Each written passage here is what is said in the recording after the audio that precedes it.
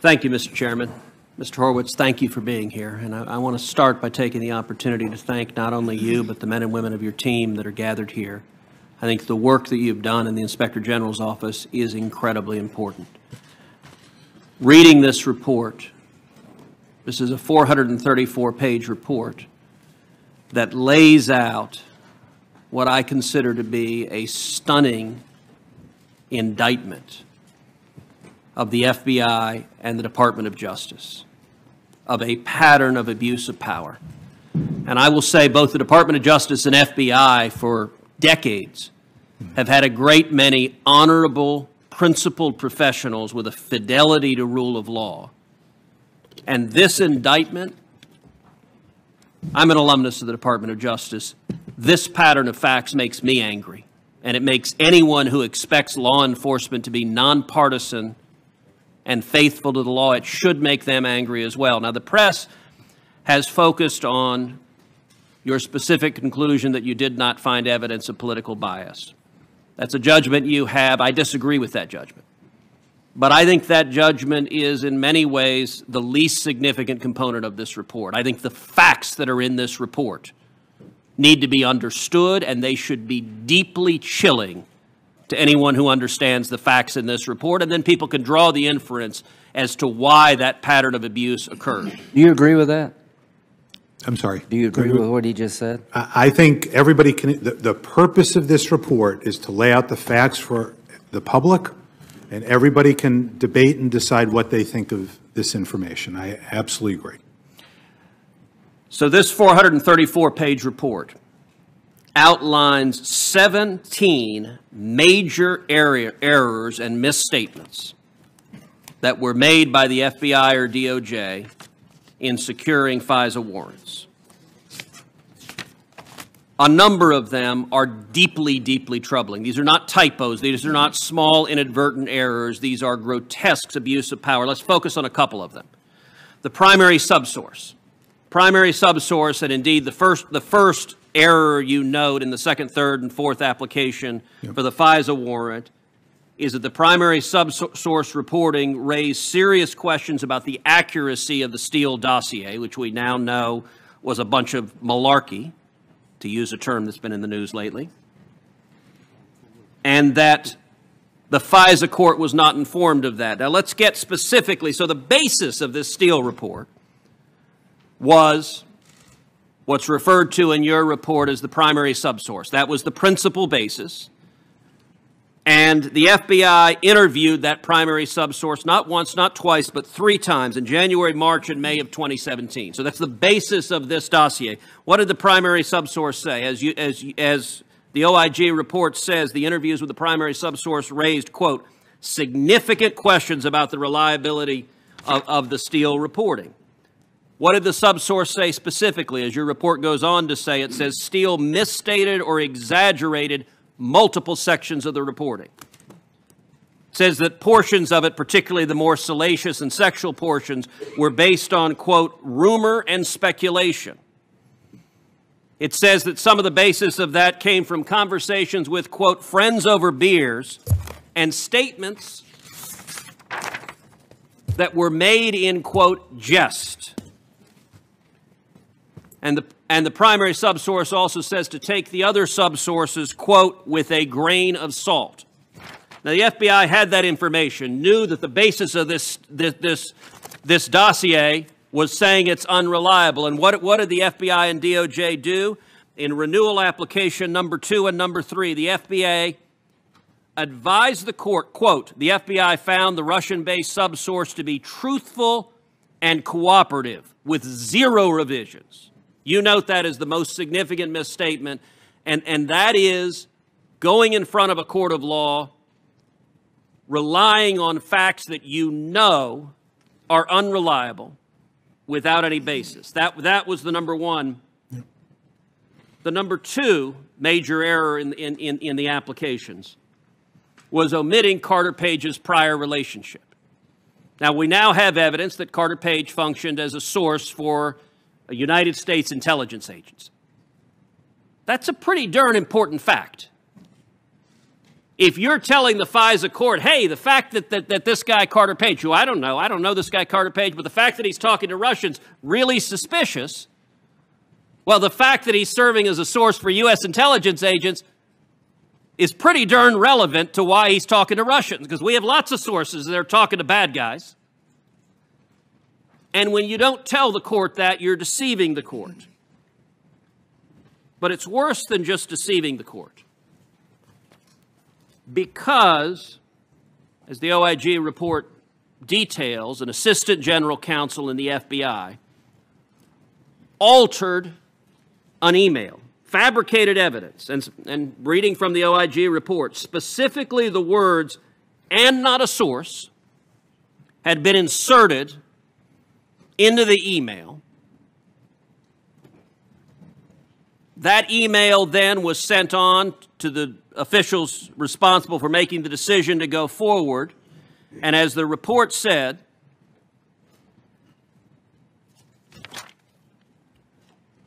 let me read on page 256 of the OIG report, the final paragraph. Consistent with the Inspector General Act of 1978 and following OIG's discovery that the OGC attorney had altered the email that he sent to the supervising agent, who thereafter relied on it to swear out the final FISA application. So the men and women at home need to know what's happening. A lawyer at the FBI creates fraudulent evidence, alters an email, that is in turn used as the basis for a sworn statement to the court that the court relies on. Am I stating that accurately? That's correct. That is what occurred. Now, you have worked in law enforcement a long time.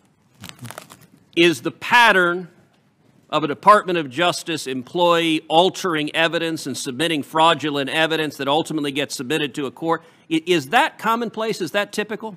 I have not seen an alteration of an email end up impacting a court document like this. In any ordinary circumstance, if a private citizen did this, fabricated evidence, and by the way, what he inserted was not just slightly wrong, it was 180 degrees opposite what the evidence said. So the intelligence agency said this guy is a source, and he inserted this guy is not a source. If a private citizen did that in any law enforcement investigation, if they fabricated evidence and reversed what it said, in your experience, would that private citizen be prosecuted for fabricating evidence, be prosecuted for obstruction of justice, be prosecuted for perjury? They certainly would be considered for that if there was an intentional effort to deceive the court. On this one, I'm going to defer because, as we noted here in the sentence you indicated, we referred that over to the Attorney General and the FBI Director for handling. Third major omission that the Department of Justice and the FBI did not tell the court is that this entire operation was funded by the DNC, was funded by the Hillary Clinton campaign and by Democrats. It was an Oppo research dump. Look, at some level, this is the most effective Oppo research dump in history because the Department of Justice and FBI were perfectly happy to be hatchet men for this Oppo research dump. Now, throughout every one of the filings, DOJ and the FBI didn't inform the FISA court that this was being paid for by the DNC and the Hillary Clinton campaign. Is that right? That's not in any of the FISA applications. So they didn't tell the court that. And it's not like DOJ didn't know. Indeed, one of the senior Department of Justice officials, Bruce Orr, his wife worked at Fusion GPS, the Oppo research company being paid by the DNC. And he became the principal liaison with Steele without telling anyone at the Department of Justice that he was essentially working on behalf of the Clinton campaign. Who at the Department of Justice was, and by the way, several Democrats, it's interesting seeing Democratic senators wanting to defend this abuse of power. Several senators, Senator Feinstein said, and I wrote this down, the FBI didn't place spies in the Trump campaign. Senator Leahy said something similar.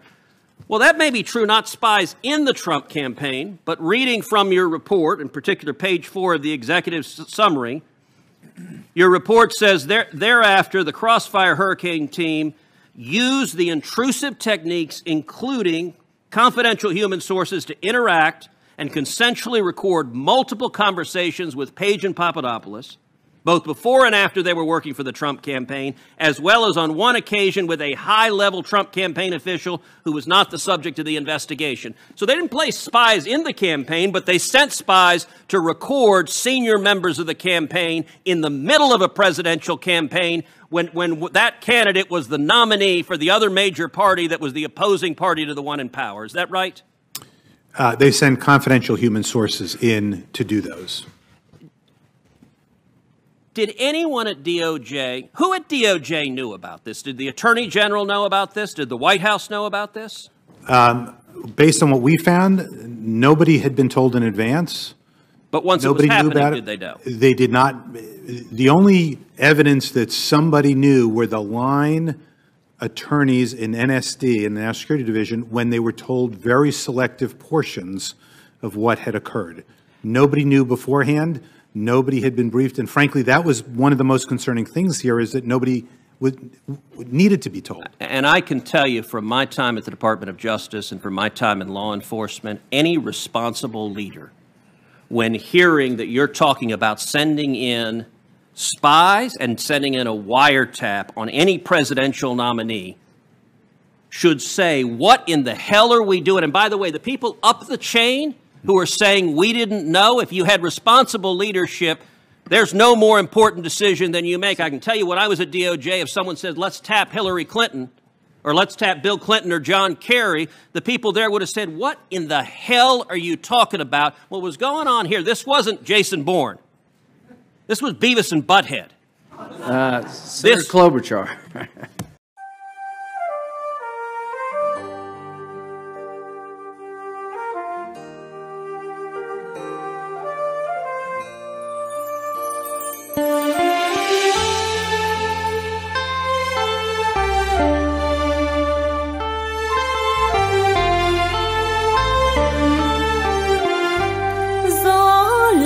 Lạnh buồn ơi, khuya nay anh đi rồi, bao nhớ nhung xa vời, ôi nói không nên lời để cạn niềm yêu mến anh. Phút gần gũi này thôi,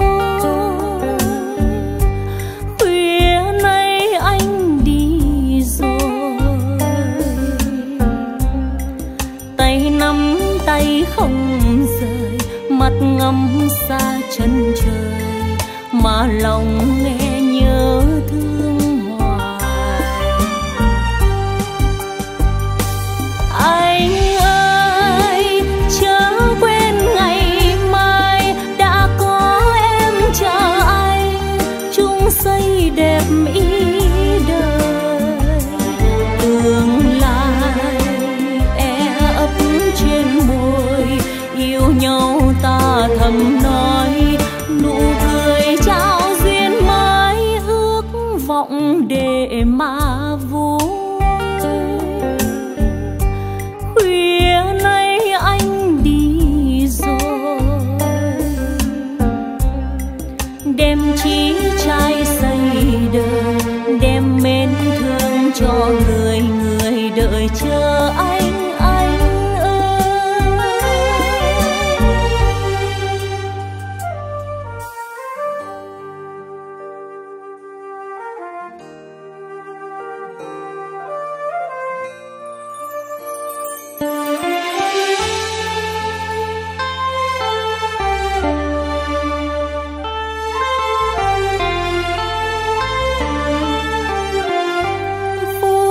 Gần gũi này thôi,